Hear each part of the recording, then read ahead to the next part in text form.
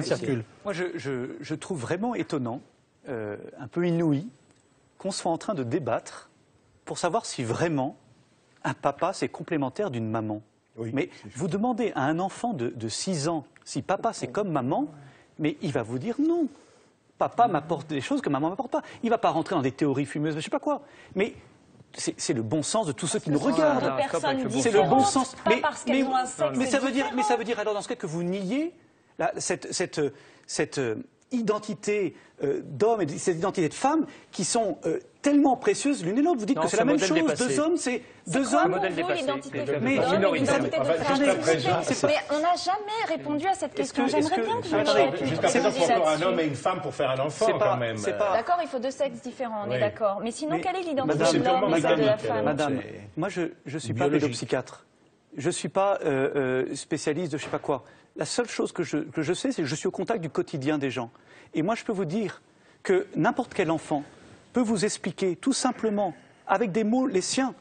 Mais tous ceux qui nous écoutent, qui nous regardent, doivent sur leur canapé sauter en l'air en disant « Mais attends, mais papa, c'est pas maman, c'est pas la même chose. Mais c'est précieux d'avoir les deux. » Mais est-ce que c'est... J'espère que les enfants sont couchés, moi, mais d'accord, mais attendez, mais ça veut dire que 2 mamans, c'est comme un papa et une maman. Attendez, Emmanuel Pierrat, une femme, un homme, c'est la même chose. Emmanuel Pierrat, réagissez à vos propos. C'est pas la même chose. Pierre Grosjean, Emmanuel Pierrat.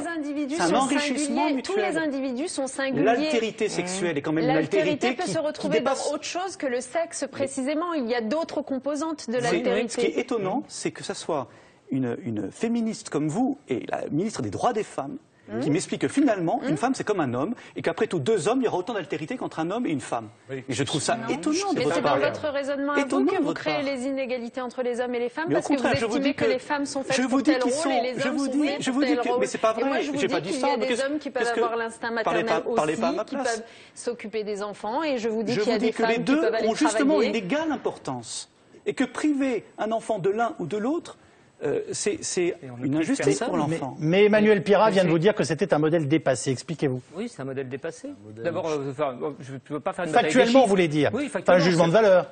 Non, non, ce n'est pas un jugement de valeur. C'est un modèle qui est aujourd'hui minoritaire en termes de chiffres, très bêtement. Mais ce n'est pas le débat. C'est la question pour moi, c'est pas de savoir si c'est un modèle minoritaire ou majoritaire.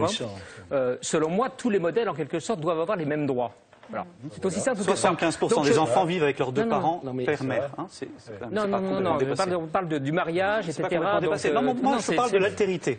Moi, je parle de la complémentarité père-mère. Ce qui me semble insensé, c'est de parler de bon sens, si je puis me permettre, dans une question qui est tout sauf une question juridique, une question sociale, une question justement, tout ce qu'on voudra. C'est trop un débat d'adultes, de spécialistes. Et c'est pour ça, c'est ça ce que les Français ont voulu dire. Ils ont voulu dire, mais retrouver cette simple bon sens. Arrêtez de dire les Français quand il y a 300 000 et 400 000 personnes qui défilent. Quand il y aura les 10% il y en a 54%. Il y en a 54%. Est-ce que Pierrat peut parler? Il y en a 54% qui sont contre l'adoption de la PMA pour cette raison-là.